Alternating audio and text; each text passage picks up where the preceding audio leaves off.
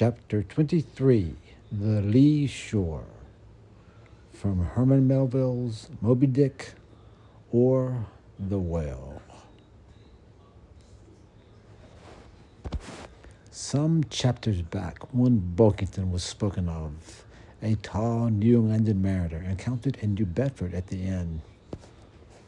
When on that shivering winter's night the Pequod thrust her vindictive bows into the cold malicious waves, who should I see standing at her helm but Bulkington?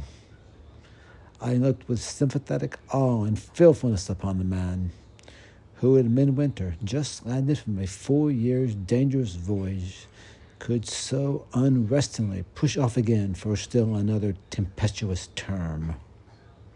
The land seemed scorching to his feet. Wonderful things are ever the unmentionable. Deep memories yell no epitaphs. This 6-inch chapter is the stoneless grave of Bulkington. Let me only say that it fared with him as with the storm-tossed ship that miserably drives upon the weaward land. The port would fain give succor. The port is pitiful. In the port is safety, comfort, hearthstone, supper, warm blankets, friends, all that's kind to our mortalities. But in that gale, the port, the land, is that ship's direct and direst jeopardy. She must fly all hospitality.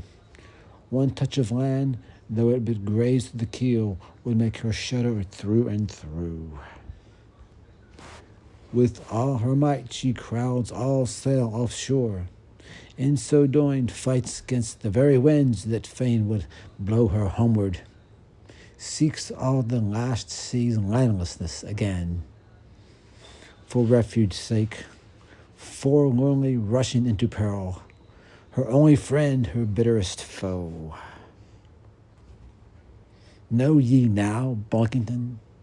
Glimpses do you seem to see of that mortally and terrible truth? That all deep, earnest thinking is but the intrepid effort of the soul to keep the open independence of her sea, while the wildest winds of heaven and earth conspire to cast her on the treacherous Slavish shore. But in landlessness alone rides the highest truth, shoreless, indefinite as God. So better it is to perish in that howling infinite than be ingloriously dashed upon the lee, even if that were safety. For warm like then, oh, who would craven crawl to land? Terrors of the terrible, is all this agony so vain? Take heart, O Bulkington, bear thee grimly, demigod. Up from the spray of thy ocean perishing, straight up leaps thy apotheosis.